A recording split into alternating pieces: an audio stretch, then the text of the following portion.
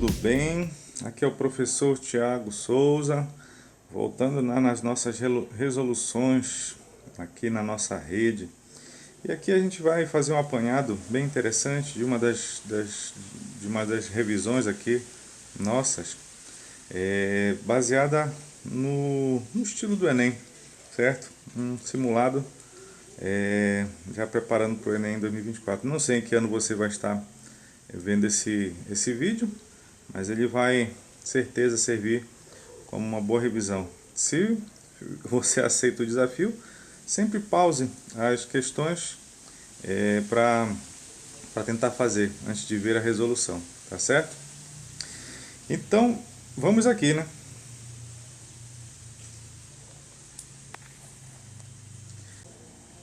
Começamos essa revisão, questão 93, uma questão de eletrodinâmica, esse daí cai, hein, no Enem. Diz assim, enquanto fazia uma inalação recomendada por um médico, uma pessoa observou as características técnicas do aparelho utilizado por ela. O aparelho funciona com seus valores nominais. Então ele falou aqui de uma tensão de funcionamento de 12 volts e a corrente que percorre o circuito de 0,8 ampere. E diz assim, considerando as características técnicas do aparelho, a pessoa determinou que a sua potência elétrica em watts é igual a... Muito bem. Então aqui, sabemos que potência é igual a U vezes I. É o produto da tensão pela corrente. Então ficou simples demais essa questão, mas já fica a revisão aí da fórmula de potência. A tensão ela é expressa em volts, então são os 12 volts. E a corrente é expressa em ampere, então é 0,8 ampere. Bom, essa conta 2 vezes 8 dá 16, vai 1, 1 vezes 0, 1 vezes 8, 8 dá 9, só que tinha uma casa decimal, 9,6 watts, ou watt, vai do gosto do freguês aí. Então empacotamos para a viagem e a nossa resposta, beleza? E vamos aqui com a questão 95, que é uma questão de ótica geométrica. Isso aqui é também formação clássica. Diz assim, por que o pôr do sol fica rosa às vezes? Quando o sol está se pondo, sua luz penetra na atmosfera de lado e não de cima, e precisa atravessar mais gás. No caso da atmosfera, né? Assim a luz precisa percorrer um caminho maior interagindo com mais partículas da atmosfera, o que altera sua velocidade e atenua o vermelho para um rosa ou amarelo em certas situações. O fenômeno óptico que melhor explica a situação descrita é a... Bom, muito interessante essa questão. Eu confesso que não quero me alongar tanto, mas o princípio que não é demais ali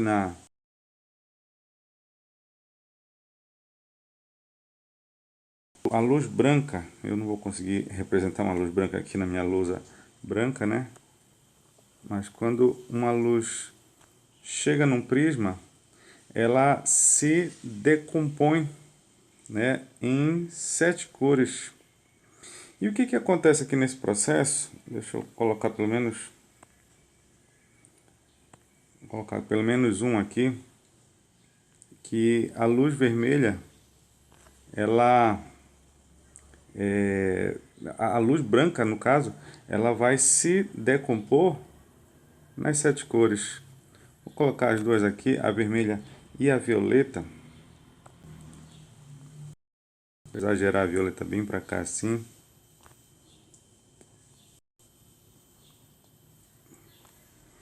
Muito bem. Vamos ter outras aqui, né? Vamos ter a laranja, a amarela, a verde, a azul, anil. São as 7 cores. E o processo que nós conhecemos aqui é a tal da refração. Essa questão, se ela tivesse uma opção escrito dispersão, ia dar uma confusão, rapaz. Porque o que acontece na verdade no céu é a tal da dispersão. quando a gente fala sobre essa mudança de cores no início e no final do dia, o processo, né, completo é o da dispersão. Só que o processo da dispersão ele está envolvido em alguns outros fenômenos.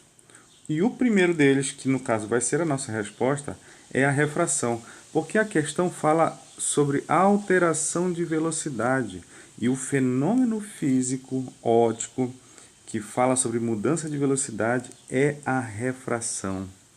Mudança de direção, como está visto aqui no prisma, não é o principal quando a gente está abordando refração, é mudança de velocidade. Por ele mudar de velocidade, ele acaba mudando de direção.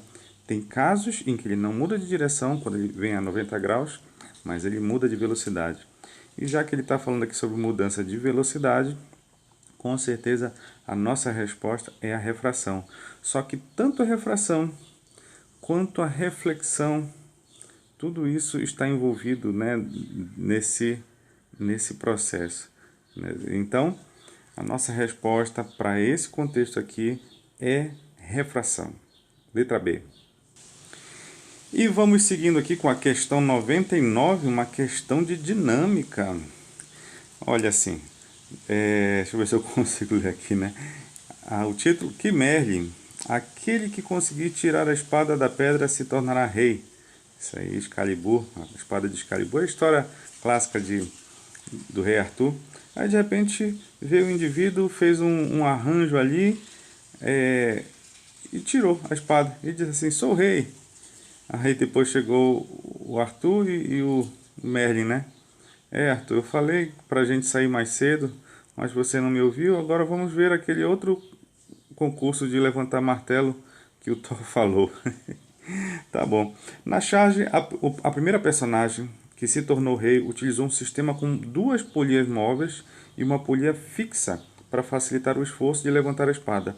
O módulo da diferença entre a força mínima verticalmente aplicada por essa personagem da charge e a força mínima que seria aplicada verticalmente por Arthur para levantar a espada de peso 30 newtons sem auxílio de máquinas simples é igual a... Bom, aqui ele não está fazendo menção sobre o atrito da espada com a rocha ali. Então ele está analisando somente o levantar desse peso de 30 newtons. Deixa eu representar rapidamente aqui nossas polias. Então nós vamos ter uma, vamos ter duas e vamos ter três. Vou gastar mais tempo desenhando do que resolvendo. Essa primeira polia ela é fixa. Temos essa polia móvel e temos mais uma. Essa daqui ficou mal posicionada. Ela precisa ficar bem aqui mais ou menos para pegar o meio da polia. Isso, Thiago. Pode fazer bem torto que não tem problema nenhum. Muito bem, então nós vamos ter especificamente uma força de 30 newtons. É o que precisa ser vencido. Alguém vai fazer aqui nesse canto uma força para baixo, que é o que nós queremos saber. Bom, o rei Arthur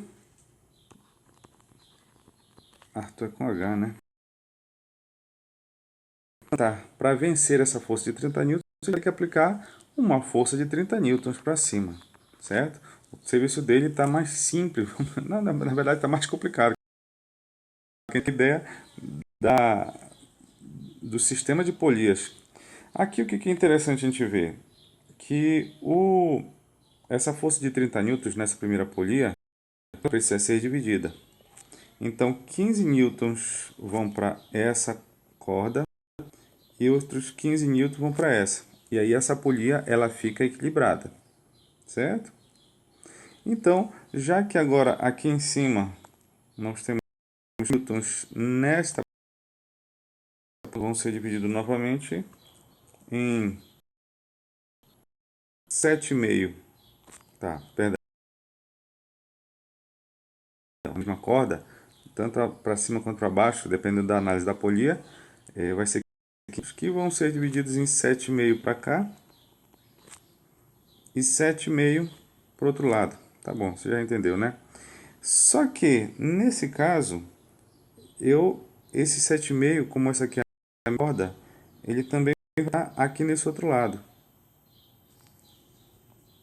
Ó, 7,5, que como isso aqui tudo é a mesma corda, vai ser a força, essa força F é de 7 newtons e meio. Então, pensa que esse cara fez menos força para levantar essa espada. Ele quer saber o módulo da diferença entre a força mínima aplicada pelo carinha e o Arthur. Então, se eu pegar 30 menos 7,5, zero, então nós vamos ter 22,5, né? Simples assim. Nossa resposta aqui, letra D.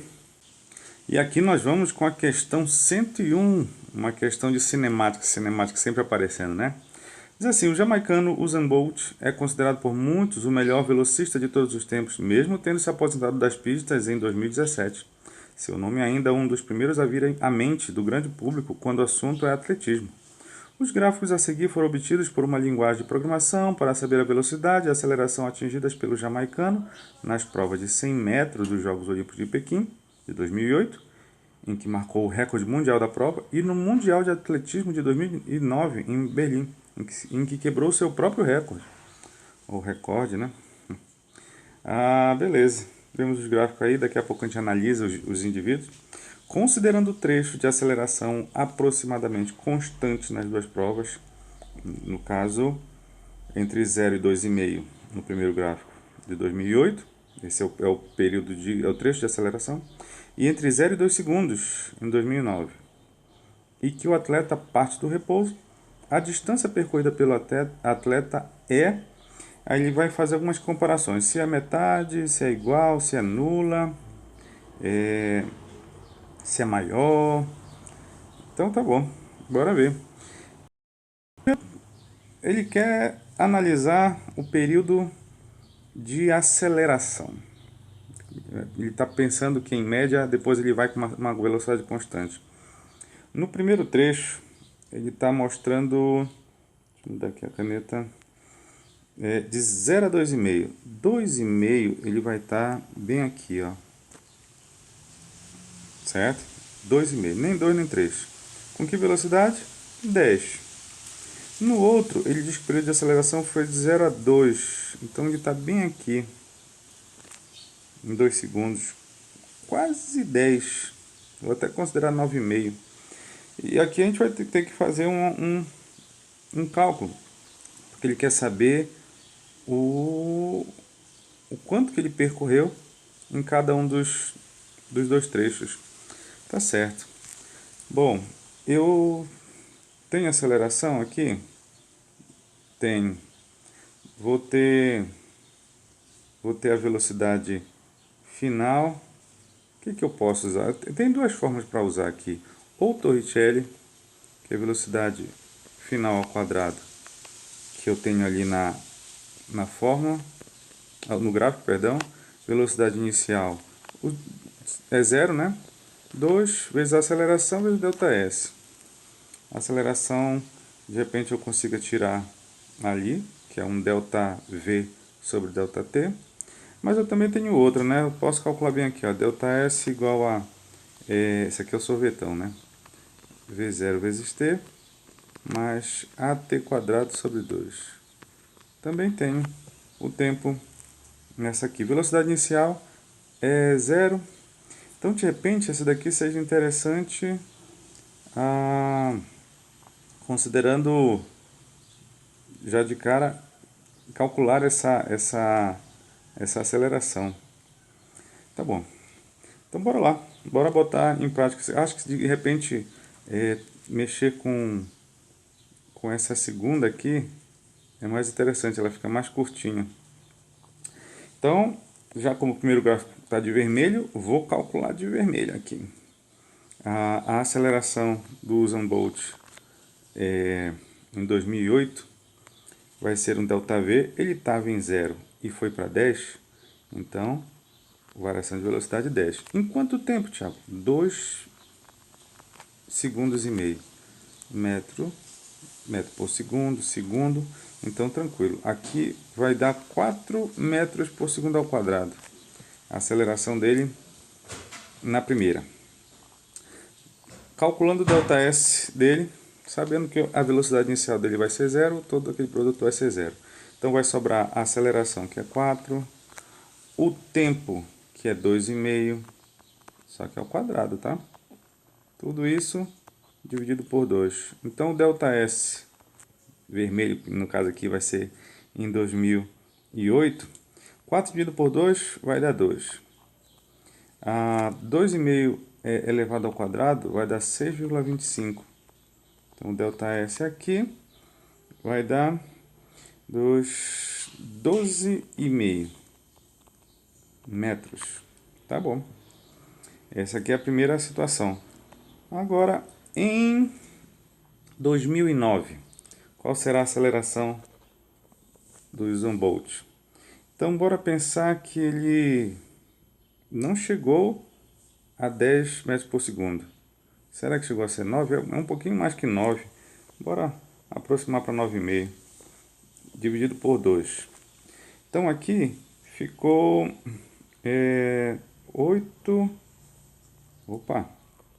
Não, aqui é 4,75 metros por segundo ao quadrado.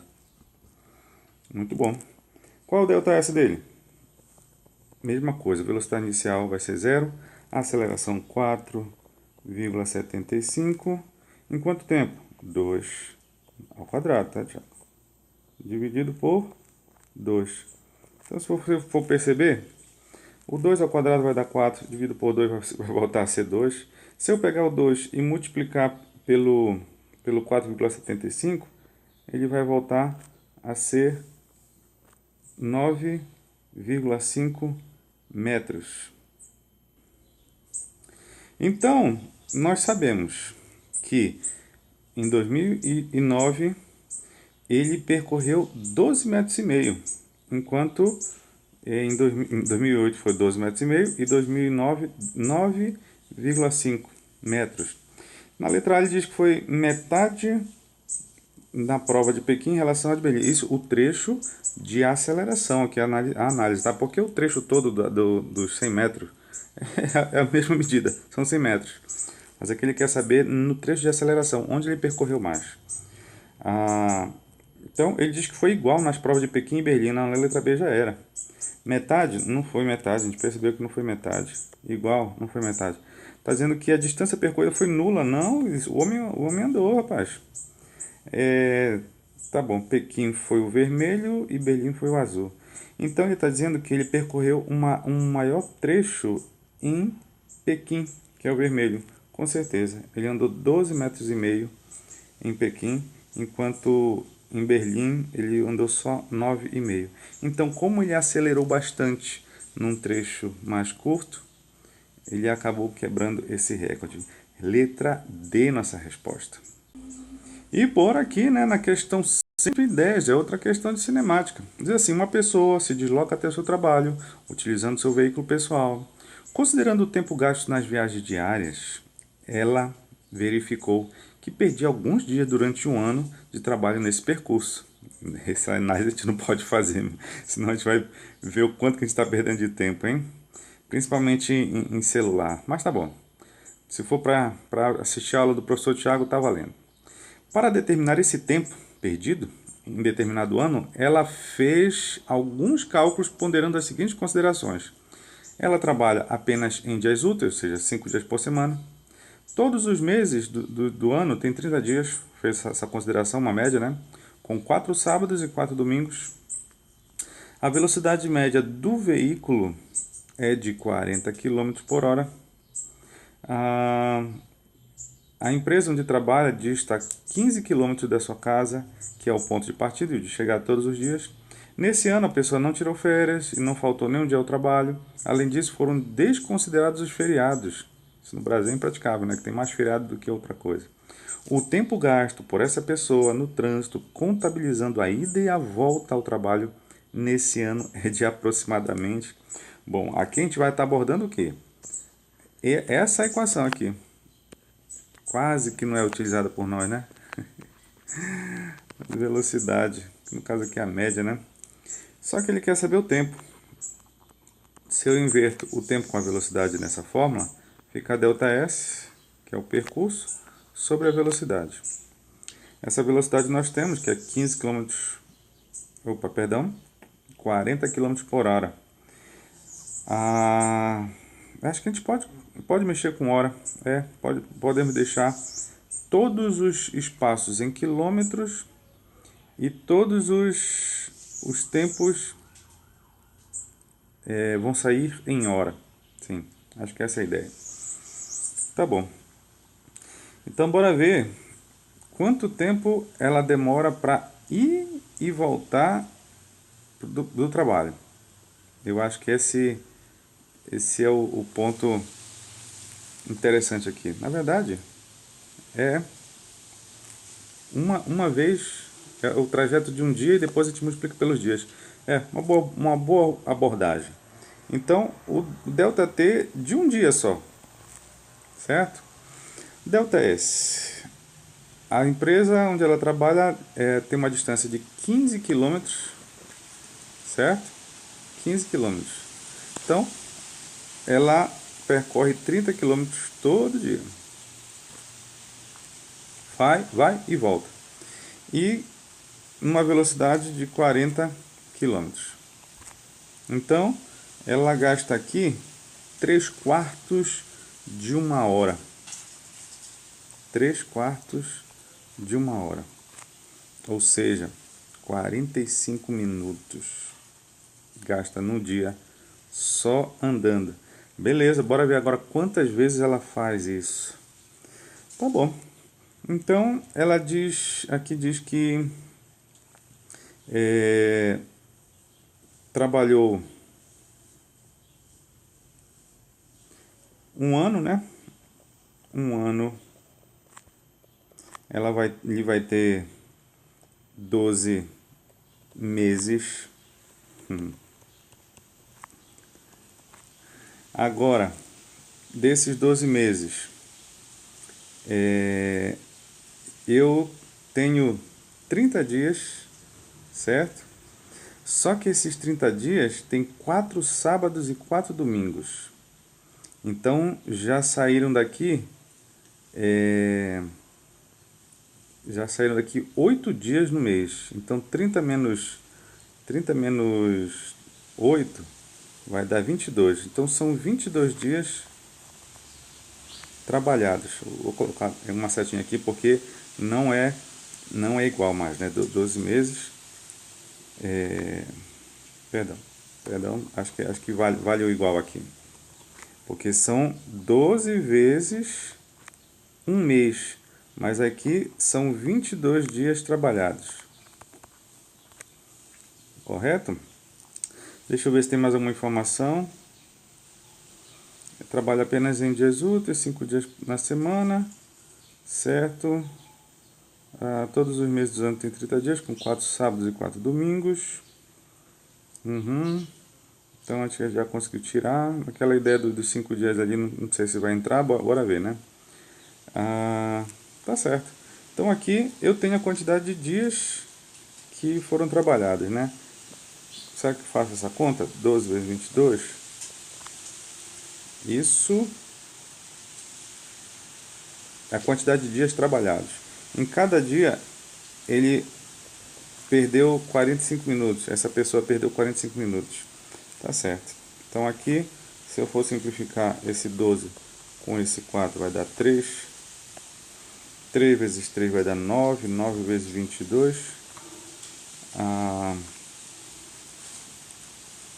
Tiago, ele quer saber a quantidade de dias, né? Uhum, não, tá bom. Mas desses 12 vezes 22 dias, ele não gastou o dia inteiro andando, né? Mas tá bom. Então aqui a gente vai tirar a quantidade de horas e depois a gente transforma em dias. Joia. 2 vezes 9 dá 18. Então ele gastou 198 horas no ano só se deslocando. E quanto é que dá isso em dias? É só pegar e dividir por 24. 198 dividido por 24 vai dar. Vamos multiplicar por 8, vou ver o que vai dar. 4 vezes 32. Para 38 faltam 6 com 3. 16 com 3, 19. Para 19 nada. Beleza, então vai dar 8, alguma coisa, né? 8, alguma coisa. A resposta aqui para nós vai ser a letra B. E bora nessa daqui, questão 111, uma questão de ondulatória. Diz assim, como as micro-ondas se propagam à velocidade da luz, uma das constantes fundamentais da natureza, é possível empregar um forno de micro-ondas para estimar essa velocidade. Para isso, pode-se realizar um experimento que consiste em aquecer uma barra de chocolate em um aparelho de micro-ondas, e a distância entre os pontos de derretimento no chocolate e a frequência das ondas do aparelho de micro-ondas permitem estimar a velocidade da luz. A distância entre os pontos de derretimento do chocolate apresentada na imagem corresponde a meio comprimento de onda. Na parte inferior da fita métrica utilizada, as linhas maiores marcadas em intervalos regulares são as medidas em centímetros, se você nunca usou uma fita métrica ou uma trena. Embaixo em centímetros e em cima são polegadas. Tá bom. Em vez de determinar a velocidade da luz, que é 3 vezes 10 a oitava metros por segundo, por meio desse experimento, uma professora desafiou seus alunos a determinar o valor da frequência das micro-ondas emitidas pelo aparelho, para depois checarem se o resultado bate com o valor indicado na etiqueta traseira do equipamento. Com a medida obtida na imagem, o valor aproximado da frequência das ondas emitidas em Hz pelo aparelho micro-ondas é muito bom. Bom, deixa aqui eu representar como é que seria essa onda, essa micro-onda, né? Se aquele pedaço representa a metade do comprimento de onda, é isso aqui que a gente está vendo, tá? Então, isso aqui é o lambda, que é o comprimento de onda, e aqueles dois pontos de derretimento são o meio comprimento de onda. Bom, é questionável, né? Esse indivíduo usou meio errado essa fita métrica, mas bora pensar que está medindo 6 ali. Então a metade do comprimento de onda é 6, então quanto é o comprimento de onda inteiro? 12. Concorda? Centímetros. 12 centímetros. Se fosse 10, ia ser tão bom. Será que a gente facilita a nossa vida? Deixa assim mesmo, Thiago. Bora ver o que vai dar. Certo. O que nós temos aqui? A equação fundamental da B ferida. Credo. Eu quero a frequência. Frequência vai ser a velocidade pelo comprimento de onda. Velocidade da luz, no caso aqui, né? 3 vezes 10 a oitava. E o comprimento de onda, 12 centímetros. Bom, se eu quero o resultado em Hertz, é o sistema internacional. A nossa velocidade tem que estar em metros por segundo, e está. Mas o nosso lambda tem que estar em metro. Então, 12 centímetros, para transformar para metro, eu tenho que dividir por 100. Está aqui, dividido por 100. Correto? Então, preciso fazer esse transpasse aqui. Esse 10 a menos 2 vai lá para cima, vai ficar 10 a segunda. Certo? Positivo. Então, vai ficar 10 a décima. A parte da potência vai ficar 10 a décima. Então, de repente, a gente tem uma resposta. Meio que ainda não, né? 3 dividido por 12, quanto é que será que dá isso? 3 dividido por 12 dá 0,25. Bom, isso não está em notação científica, nós percebemos que as respostas estão em notação científica. O que é notação científica, Thiago? é um número que tem uma estrutura com coeficientes na frente entre 1 e 10, certo? E a potência de 10, né? Logo na sequência do número. Beleza, o 0,25 não está entre 1 e 10. O que eu preciso fazer? Eu puxo uma casa decimal para o 0,25 se transformar em 2,5. Como eu peguei um número pequeno, 0,25, e aumentei ele, e foi para 2,5, o expoente que estava 10, eu tenho que diminuir. Eu aumentei o número, então eu diminuo o expoente. Então, diminuindo... Diminui quanto, Thiago? Se eu aumentei uma casa decimal, eu diminuo uma unidade lá. Então, aqui ficou 2,5 vezes 10 a nona Hertz. Eu acho que eu tenho uma resposta, hein?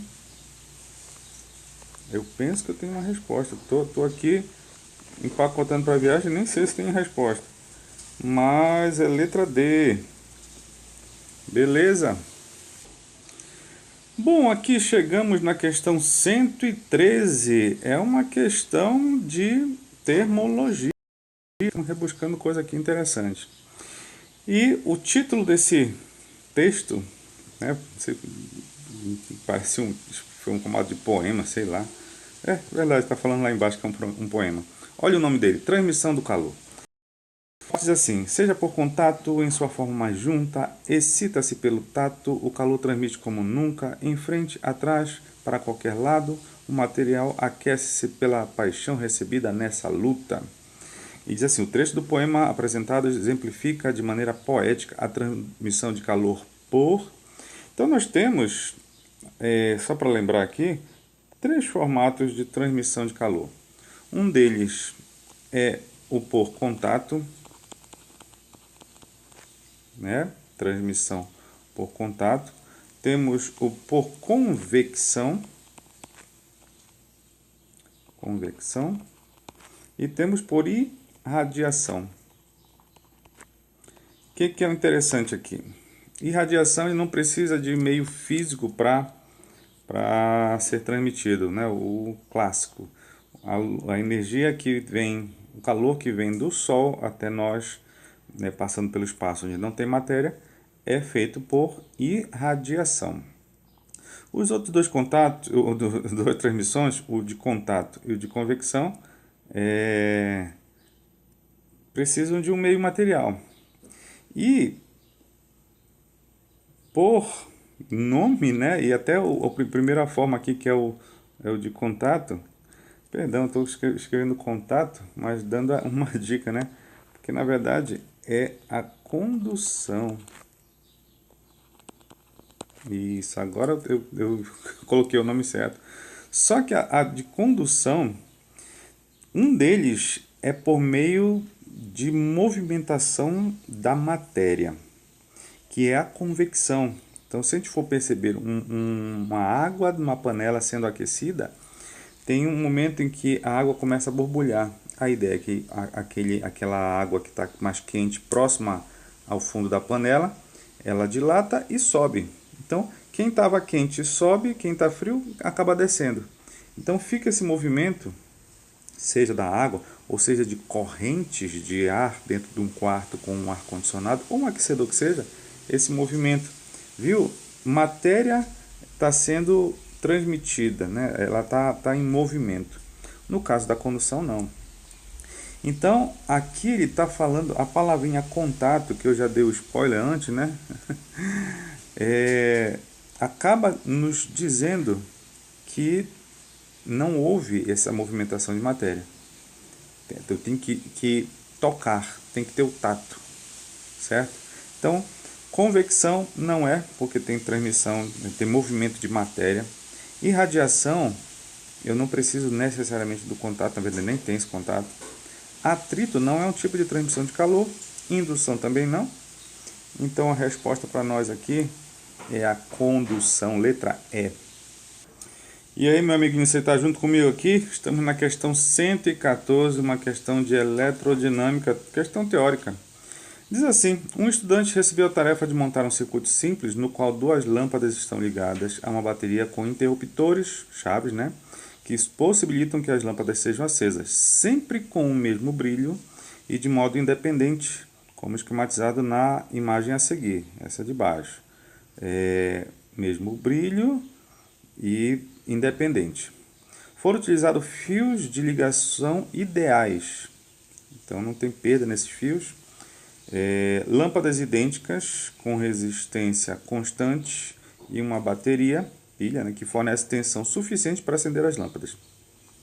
No entanto, durante a montagem do circuito, o estudante adicionou apenas uma das chaves antes do arranjo das lâmpadas em paralelo, como esquematizado na figura a seguir. Acho que ele quis economizar o processo, economizar com fio, não sei. No circuito montado pelo estudante, as lâmpadas, bora analisar o que acontece aqui, né? Na letra A diz assim, só podem ser acesas simultaneamente e sempre com o mesmo brilho. Será que é isso mesmo? Primeiro, simultaneamente. Se eu fecho esse interruptor, que lâmpada vai ligar? Nesse primeiro caso aqui, se eu ligo esse interruptor, esse aqui liga. Se eu ligo só esse interruptor, só esse daqui de baixo liga. Se eu não fecho no interruptor, nenhuma das duas liga. Certo? A verdade é que a tensão entre esses pontos vai ser sempre o mesmo, que é a da pilha. Certo? Essa tensão de cada lâmpada ela é constante, já que esses dois ramos estão ligados em paralelo. Sempre vai ter, bora imaginar que essa pilha seja de 1,5 volts. Então a tensão entre esses pontos aqui, entre as lâmpadas, sempre vai ser 1,5 volts. Então é a mesma tensão. Agora nesse caso aqui, eu não consigo ligar de forma independente, então elas só podem ser acesas simultaneamente e sempre com o mesmo brilho. Não tem jeito, porque eu vou ter a mesma corrente e a mesma tensão. Bora ver se de repente essa aqui vai ser a nossa resposta, né? Na letra B diz que só podem ser acesas simultaneamente, apesar de terem brilhos diferentes. Não, mas por que elas vão ter brilhos diferentes se elas estão com a mesma tensão e no caso a ideia é mais a tensão e o arranjo é igual, né? A resistência vai ser igual. Então, eu vou começando a dizer, né? Então, brilhos diferentes, não vai ter. Na letra C diz que podem ser acesas de modo independente. Não, elas estão com um interruptor só. No primeiro arranjo dá certo. Nesse aqui, como o estudante fez, não dá. Ele vai falar de modo independente na D e na E. Ele diz que, na letra C, diz que apresentar brilho nulo. Não, elas vão brilhar. Brilhos diferentes na letra D está errado. A questão do mesmo brilho dá certo lá na letra A e na letra E. Só que para ter todas as nossas respostas só na letra A. Fechou? E vamos aqui na questão 117. Mais uma questão de ondulatória. E diz assim, na verdade dá até para confundir um pouco com ótica geométrica, mas aqui é mais ondulatória. Diz que os termômetros de radiação, como o termômetro infravermelho, possibilitam aferir a temperatura de um corpo sem que haja contato direto com o aparelho. Esse tipo de termômetro funciona como um sensor de radiação térmica. E seu uso decorre do fato de que todos os corpos emitem radiação térmica. O comprimento de onda para o qual a radiância espectral alcança seu valor máximo, no caso vai ser o lambda máximo, depende da temperatura T da fonte térmica, tal que esse lambda máximo vezes a temperatura igual a B, em que B é uma constante igual a 2,9 vezes 10 a menos 3 metro vezes Kelvin. Tiago, não vi isso em nenhuma aula de termologia, não, tranquilo, mas por isso que a questão trouxe, e de vez em quando o Enem faz essas coisas, ela traz uma informação, só que para nós analisarmos. O quadro a seguir indica a relação entre a cor e o comprimento de onda da luz, certo? Se você não conhece, essas são as faixas de frequência de cada uma das 7 cores formada pelo espectro da luz branca. A temperatura de um corpo foi medida utilizando um termômetro de radiação, esse que a gente está sendo exposto, né, no texto. O valor obtido foi de 6.000 Kelvin. A radiação espectral emitida por esse corpo perto do comprimento máximo apresenta-se na faixa do Muito bom. Então, bora usar a fórmula que a gente acabou de sermos apresentados, que diz que o lambda máximo vezes essa temperatura T igual ao B. Então, quero o lambda máximo. O lambda máximo vai ser o B dividido pelo T. Esse B ele diz que é 2,9 vezes 10 a menos 3. Olha a unidade, hein? Metro Kelvin. Então quer dizer que as distâncias têm que estar em metro, ou seja, os comprimentos de onda vão sair em metro, e a temperatura tem que estar em Kelvin. Que bom que está em Kelvin, 6.000 Kelvin. Eu vou escrever 6.000 Kelvin assim, ó. Certo? Bora dividir? Então esse lambda máximo, se você for perceber, esse 10 a 3 lá embaixo vai subir 10 a menos 3. Muda de sinal. Vai ficar 10 a menos 6. 10 a menos 3 com 10 a menos 3, 10 a menos 6. 2,9 dividido por 6. Se fosse 3, né? 3 dividido por 6 ia dar 0,5. Concorda? 3 dividido por 6, 0,5. Só que não é 3, é um pouco menos que 3. Então, esse valor vai dar acima de 0,5 ou abaixo de 0,5? Vai dar abaixo de 0,5. Então, eu vou escrever aqui, sem me preocupar com a conta, 0,49. Se fosse 3 lá em cima, ia dar 0,5. Mas, como não deu, eu estou puxando para baixo. Então, isso aqui, em notação científica, vai dar 4,9 vezes 10 a menos 7 metros. Onde será que está essa faixa? Vai estar bem aqui, ó. No anil. Então, o comprimento de onda, ele está dizendo que é ultravioleta. O ultravioleta ele tem que estar num comprimento acima do violeta. A gente não consegue ver, só que não deu. Ele deu no anil. E ele está dizendo até que o comprimento está menor que 4 vezes 10 a menos 7. Tem sentido na análise dele, porque numa frequência abaixo de 4 vezes 10 a menos 7, ela é ultravioleta. Nós não conseguimos ver, né? Não é visível. A letra B, C e D diz que ela é visível. E no nosso caso aqui, que a gente percebeu, é da cor anil. Com certeza. Não é amarelo, não é laranjada, que as frequências de amarelo e laranjada são depois de 5,7. O infravermelho é interessante, porque nós temos o vermelho aqui embaixo e, além dele, numa frequência maior, nós temos, passando, né? Vamos ter o infravermelho, também não é visível. Mas não, ficou numa parte visível, cor anil, resposta, letra B. E aqui chegamos na questão 120, mais uma questão, mas agora é questão de calorimetria, hein? Você já percebeu que perto do meio-dia, na beira da praia, podemos observar que a areia está a uma temperatura mais alta que a água do mar? Vamos repetir esse experimento de forma controlada. Coloque duas bacias iguais, uma com areia e outra com água, sob o sol da tarde. Depois de 1 hora, use o termômetro e faça a medida da temperatura da água e da areia. Qual estará mais quente? Poderia-se dizer que é a areia, mas por que isso ocorre se os dois materiais recebem quantidades iguais de energia proveniente do Sol? Rapaz, como é que isso é possível? A gente está vendo duas grandezas aqui interessantes. Uma delas é a quantidade de calor, certo? Ou a energia que vem do Sol. E outra é temperatura.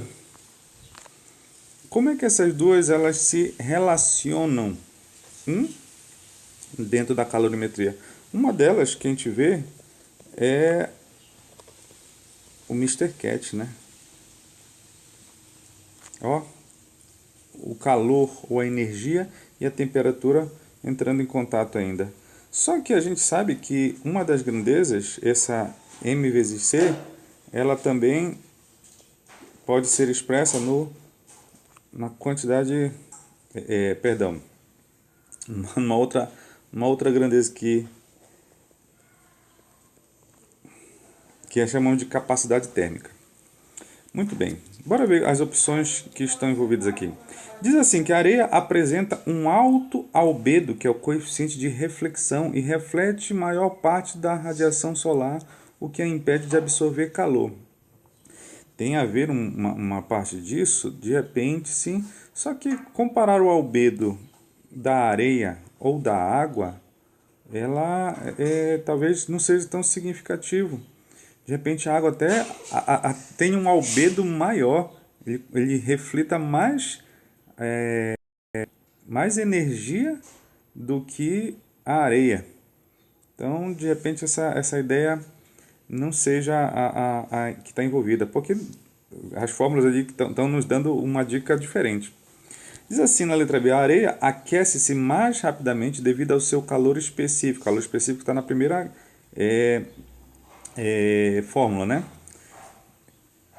O que faz com que atinja temperaturas mais altas. Será que é essa saída aqui que nós vamos analisar? Porque a massa não vai se alterar ali. Calor específico, quanto maior um calor específico, é a mesma quantidade de calor, né? É a mesma quantidade de calor. Então, quanto maior o calor específico, menor a variação de temperatura, né? Para poder que o calor específico, já que isso aqui vai ser constante, esse aqui também vai ser constante, né? Calor e a massa vão ser constantes. Como é que é essa relação do calor específico com a variação de temperatura?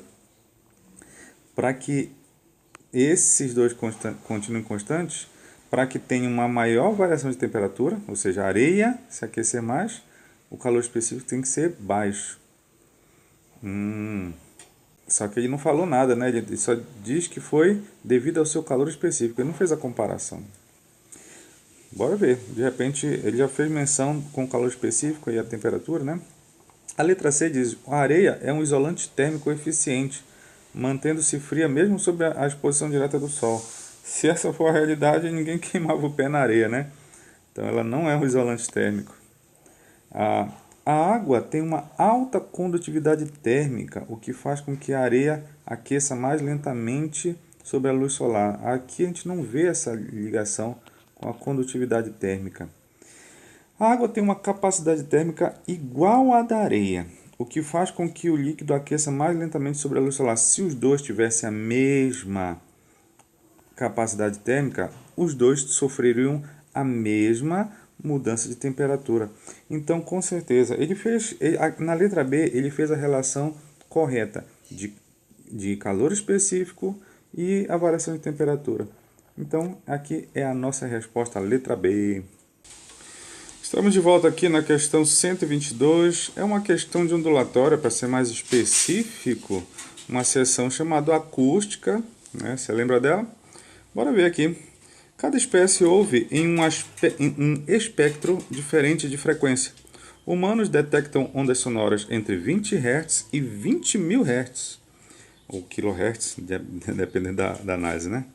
Algumas espécies tiram proveito dessas diferenças para terem chats privados, emitindo sons em frequências que outros animais não captam. Elefantes, ainda que particularmente barulhentos, conversam em ondas de 10 Hz.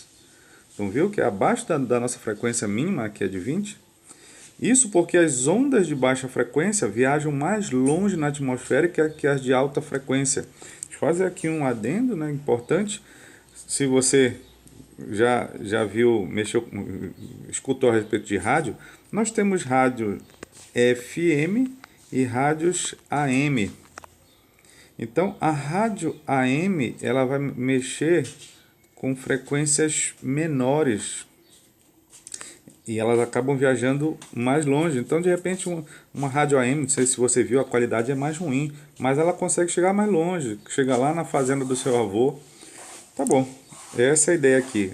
Então, o som emitido pelos elefantes, eles podem viajar por mais tempo. Será que é essa análise que eles querem fazer? Bora ver. Já os társios, deve ser uma espécie, né? Não conheço, usam ultrassons para se diferenciar dos barulhos da floresta e passar despercebidos pelos predadores. Aí ele colocou aqui um gráfico sobre esse limite de audição, está lá embaixo a audição humana, ele tascou o limite da audição canina, que é 45 kHz, e dois pontos sobre os társios. O limite da audição deles, de 90 kHz, e outro chamados dos társios 70 kHz. Acho que é o ponto de comunicação deles, que eles conseguem se comunicar, né? Baseando-se nas informações do texto com relação aos limites de audição humana, o limite superior de audição dos társios indica que esses animais, no caso ele está mexendo com o tal dos 90 kHz, que é o limite. Certo. Ele diz assim, conversam com ondas de intensidade sonora maior. Tá, deixa eu aproveitar aqui e falar sobre as 3 características do som importantes para nós aqui. A primeira delas é a intensidade. É a primeira característica do som. A segunda é a altura. E outro é o timbre. Rapidamente, uma revisão rápida aqui. A intensidade, ela tem a ver com amplitude. Deixa eu escrever de vermelho. Amplitude. Então, quando a gente está mexendo no volume do som, a gente está mudando a intensidade. E fica aqui a curiosidade. Quando eu mudo a intensidade, o som fica forte ou fraco. Então, se eu estou aumentando o volume, né, a gente fala aumentando, mas a gente está deixando o som mais forte, certo? Ele muda a amplitude. Se você for lembrar, amplitude é essa crista da onda aqui, ó. Isso aqui é a amplitude da onda. Então, se a gente for perceber lá no gráfico, a onda ela tá sendo analisada com a mesma amplitude. Então aqui a ideia da intensidade não vai estar envolvida. Se o som está mais forte ou mais fraco, mais intenso ou menos intenso. Já a ideia de altura, ele está mexendo com frequência. Aqui é interessante, né?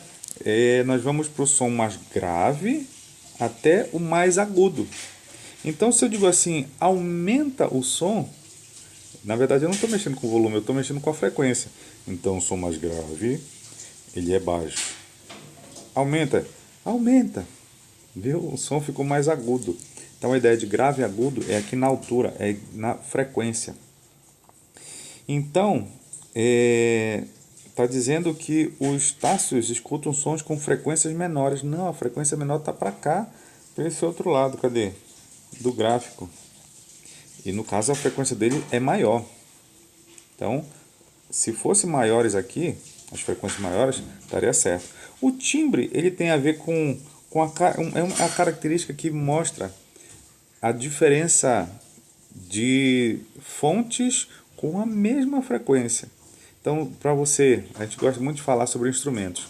O dó do piano e do violão é a mesma frequência, é o mesmo dó, só que a gente consegue perceber pelo timbre o que é um violão, o que é um piano.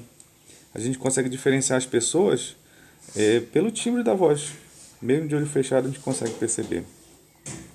Tá certo. É uma análise um pouco mais aprofundada, mas também não vai entrar aqui. Na letra C diz assim, consegue ouvir volumes maiores. O volume maior tem a ver com amplitude. E ali a gente viu que o gráfico não muda a amplitude. Então não tem nada a ver com volume ou intensidade. Na letra D, escutam sons com amplitude menores. Não tem nada a ver com amplitude. Então sobrou só a letra E, Thiago. Tá certo, mas bora ver por que ela tá certa, né? Consegue ouvir sons de comprimento de onda menor. Bom, na equação fundamental das ondas, que é V igual a lambda F, vem lambda ferida, a gente percebe que os társios eles têm uma frequência maior no som emitido por eles. Já que a velocidade do som é igual, 340 metros por segundo, para esse produto continuar igual, o comprimento de onda tem que ser menor. Então você percebeu que foi isso mesmo que aconteceu. Aumentei a frequência dos társios. O que aconteceu com o comprimento de onda? Ele encurtou. Percebeu lá no gráfico? Já para cá, para o ser humano, o comprimento de onda é grande, bem extenso. À medida que eu vou aumentando a frequência, os cães e depois os tarsos, o comprimento de onda ficou menor. Letra E é a nossa resposta. Vamos aqui na questão 126. Posso dizer que é uma questão de elerodinâmica? Posso, mas ela tem muito mais a ver com aqueles capítulos iniciais de física, sobre os princípios da física e tudo mais, ou de repente até matemática. Bora analisar. Fala de um infográfico, bora ver aqui. Hoje o Google recebe 3,3 trilhões de buscas por ano e gasta 21,7 terawatt-hora de eletricidade com elas, o equivalente ao consumo de 10,8 milhões de casas. Quase que não consegui ler ali. De acordo com o infográfico, se o prefixo tera vale 10 a 12, se você não sabia, né? O consumo médio de energia de uma casa é em quilowatt-hora. Bora fazer esses apreços matemáticos aí, né? Então, 21,7 terawatt-hora consegue fornecer energia para 10,8 milhões de casas. Então, deixa eu ver o seguinte, 21,7 vezes 10 a 12, aqui é tera, watt-hora, certo? O 10 a 12 é o tal do tera. Se eu pegar e desmembrar esse 10 a 12 e fizer assim, 10 a nona vezes 10 a terceira, watt-hora, né? 9 com 3 dá 12. Então, desmembrei o 10 a 12 com 9 com 3. Eu sei que esse 10 a terceira é o quilowatt. Então, 21,7 vezes 10 a nona quilowatt-hora. Beleza? Desmembrei. Agora já rebaixei a unidade de terawatt para quilowatt-hora. Certo? Mas isso ele é o consumo de 10,8 milhões de casas. Que milhões é o que? 10 a... Se for 10 a terceira é 1000, 10 a sexta é milhões. Muito bom? Então eu quero saber o consumo de uma casa. É só dividir toda essa quantidade de energia pela quantidade de casas. Vou fazer essa continha aqui. 21 vezes 10 a sétima vezes 10 a nona quilowatt-hora dividido por 10,8 vezes 10 a sexta casas. Se eu pegar aqui, esse 10 a sexta vai subir, vai ser 10 a menos 6, 9 menos 6, então a parte da potência 10 vai dar 10 a terceira. Bom, meus amiguinhos, de todas as respostas, eu tenho uma que tem a potência 10 a terceira, que é a letra E. E se você for perceber, eu vou dividir o 21,7 por 10,8. Se fosse 20 dividido por 10, ia dar quanto? Ia dar 2, né? 20 dividido por 10 dá 2. Então, aproximadamente 2 vezes 10 a terceira é a nossa resposta na letra E. Vamos aqui na questão 27, mais uma questão de eletrodinâmica. De repente dá até para mexer com a eletrostática aqui, né? No uso de circuitos ou dispositivos elétricos no cotidiano, é importante assegurar-se de que eles funcionem adequadamente e evitem riscos a segurança. Deve-se garantir a segurança para prevenir um curto-circuito que pode provocar danos ou até risco de incêndio. A carga elétrica correta que alimenta o circuito ou dispositivo e é armazenada em um dos dispositivos do circuito que pode ser identificada por meio de um manual de instruções. A corrente elétrica, a potência e a voltagem devem sempre estar dentro dos padrões das normas técnicas nacionais. Outros componentes do circuito simples como capacitores, têm funções específicas e precisam estar adequados ao padrão necessário de segurança para o circuito ou dispositivos elétricos. Entre os componentes de circuitos ou dispositivos elétricos, a função principal do capacitor é, questão teórica, quem que é o capacitor? Se analisar em um circuito elétrico, ele tem essa simbologia.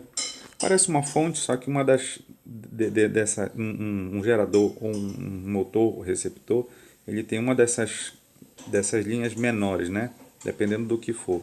No caso do capacitor, ele está representando duas chapas idênticas, separadas por um dielétrico. Aquele vazio entre as chapinhas, ela está representando o tal do dielétrico. Muito bom. E, bom, para que funciona um capacitor? Com certeza, na nossa teoria, é armazenar energia, né? Armazenar essas cargas elétricas. Então, a resposta é a letra A, certo? Se a gente for analisar as outras, controlar a quantidade de corrente elétrica na letra E, essa não é a função do capacitor. De repente, a gente até pode mexer com o indutor aqui, né? Mas não é a ideia. Aumentar a voltagem, a potência elétrica, o capacitor não tem essa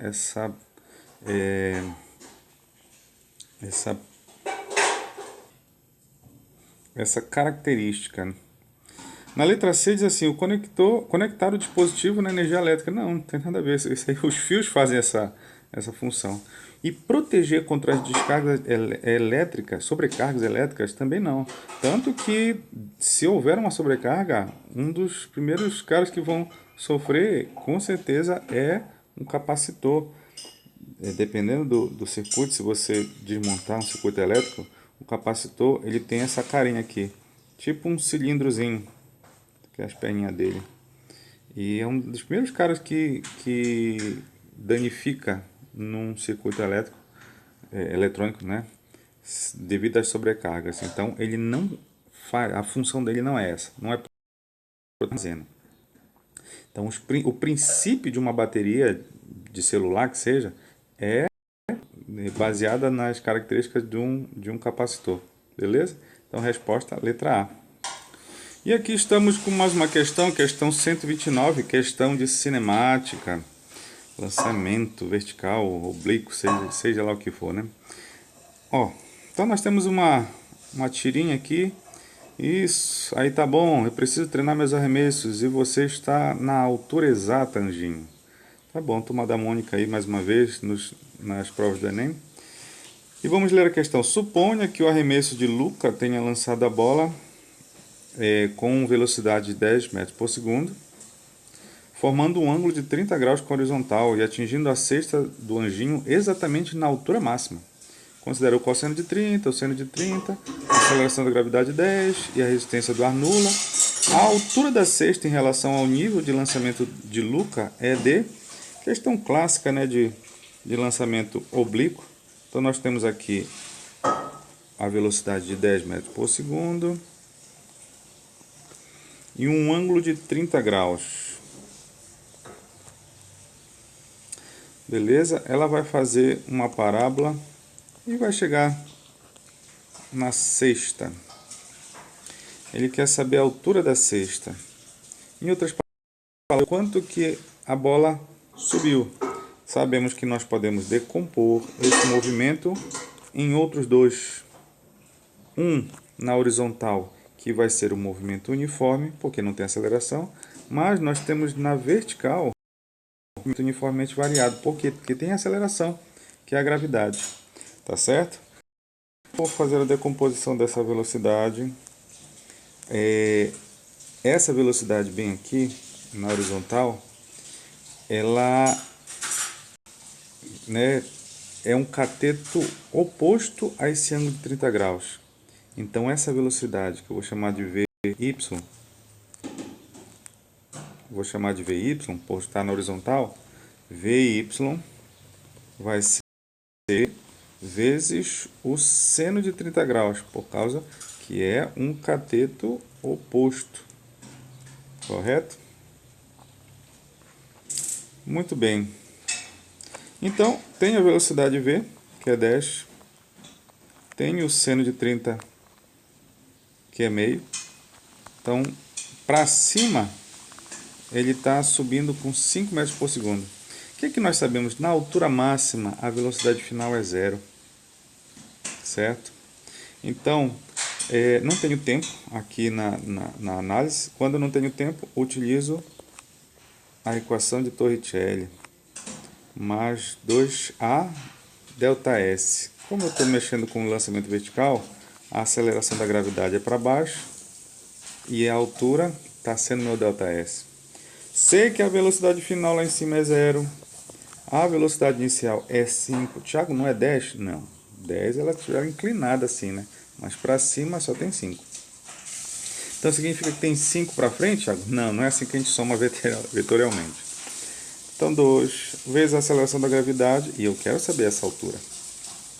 Tá bom. Então ficou 10 vezes 2 dá 20, menos 20. Quando eu passar para lá vai ficar 20 ΔH, que é a altura toda. 5 ao quadrado, 25. Quando eu passar esse 20 dividindo,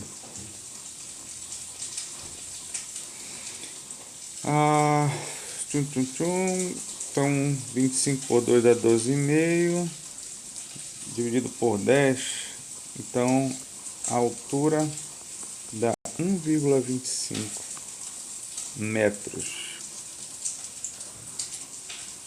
Ué, rapaz, o anjinho ficou baixo demais. Letra C é a nossa resposta. Beleza? Vamos 131. Pode ser uma questão de gravitação universal? Pode. Pode ser uma questão de dinâmica? As leis de Newton? Também pode. Bora ver para onde vai, né? Um sábado qualquer. Aí a Lua diz assim: é que eu me sinto atraído por você. E a Terra diz assim: nossa, eu sinto mesmo. A explicação física que para a fala da Terra no quadrinho é o fato de que a força gravitacional faz com que a Terra atraia a Lua, embora o planeta seja atraído pelos satélites com menor intensidade. Bom, esse par de ação e reação, terceira lei de Newton, nos mostra que ação e reação têm a mesma intensidade. Mesma intensidade. A força... Eita, quase que não sai aqui. Intensidade. A força com que a Terra puxa você para baixo, grudando nela, é a mesma força com que você puxa a Terra para cima, na sua direção. Mas por que só você se mexe? Porque você tem menos massa. Então, não tem menor intensidade. A força com que a Terra puxa a Lua é a mesma força que a Lua puxa a Terra. A letra B diz assim: a Terra atrai a Lua, embora o planeta seja atraído somente por estrelas de massa maior. Não. Quer dizer que o nosso Sol que puxa a Terra e a Lua. Não, a Lua também puxa a Terra. Então não tem essa somente atraído por estrelas de massa maior. Não. A Lua ela tem uma força de atração. Na letra C, a Terra, a explicação, né, é que a Terra atrai a Lua, enquanto o planeta é atraído pelos satélites por uma força de mesma intensidade. Bora repetir. A explicação física para a fala da Terra no quadrinho é o fato de que a força gravitacional faz com que a Terra atraia a Lua, enquanto o planeta é atraído pelos satélites por uma força de mesma intensidade. Isso aqui parece que é a nossa, hein? Bora ver se as outras estão corretas ou estão erradas. Existe uma atração entre a Lua e a Terra, enquanto o planeta é puxado em direção aos satélites por uma força mais intensa. Não, não é mais intensa. A ideia é que seja a mesma intensidade. Na letra E, existe uma atração entre Lua e Terra, embora os satélites sofram uma força apenas de econômicos mais próximos. Não. Então a letra C, com certeza, é a nossa resposta. Estamos aqui na questão 134, uma questão de dinâmica, para ser mais exato, né, de força elástica. Diz assim: as faixas elásticas TheraBand são feitas de látex e são maleáveis, elásticas, mas ao mesmo tempo oferecem resistência, permitindo o trabalho da força muscular. Essas faixas têm cores diferentes, correspondem a uma resistência específica. Isso propicia um treino de carga progressivo, respeitando os princípios de treinamento envolvendo a sobrecarga e a progressão do treinamento. Aquelas faixas elásticas, né, para exercício. Os fabricantes podem fornecer quadros de equivalência que indicam a resistência em quilograma-força, KGF, que é outra unidade de força, equivalente ao nosso, né, equivalente no entendimento, né, do Newton. Para cada cor específica, considerando o percentual de alongamento da faixa, para a TheraBand vermelha, tem-se. Então, olha só, se eu alongar 25% da faixa, ele tem uma resistência 0,7 kgf, ou quilograma-força, e assim por diante. Considere que 1 kgf equivale a 10 newtons. Opa, tem uma relação, né, entre as unidades. O percentual de alongamento refere-se à deformação da faixa, ou seja, é o ΔX, a deformação, né? Sobre o comprimento inicial da faixa, dado em porcentagem. Durante seus treinos, uma pessoa prende uma das extremidades de uma faixa TheraBand de comprimento inicial igual a 1,5 m em um dos pés e exerce uma força vertical para cima para sustentá-la em repouso. Então, um exercício clássico, né? Colocar no pé e tentar esticar a faixa, o elástico para cima. Estendendo a faixa e obtendo um percentual de alongamento de 75%. Ou seja, ele está analisando essa faixa aqui. Ó.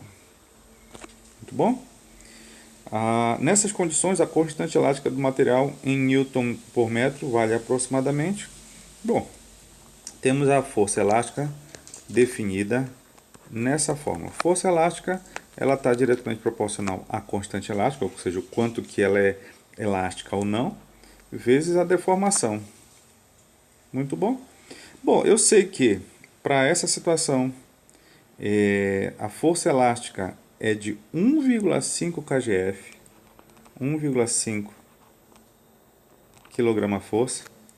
Cada quilograma-força tem 10 newtons, então vamos multiplicar por 10, pronto, transformei em newton, porque o resultado da constante elástica está em newton por metro. As forças têm que estar em newton e os comprimentos em metro. Tá bom, a constante elástica eu quero. E a deformação? Bom, ele alongou 75% do inicial. Então, se a faixa tem 1,5, 1,5, se eu alonguei 75, então agora eu estou com 1,75. Eita, 75, né, Thiago? Certo? Eu aumentei 75% da faixa. Então agora eu tenho 1,75. Tá certo? Se você for perceber, esse 1,5 foi embora com esse 1,5. Reformulei. Vou passar esse 1,75 dividindo para lá. É isso mesmo? Não esqueci de ninguém? Ninguém. Então, o meu K,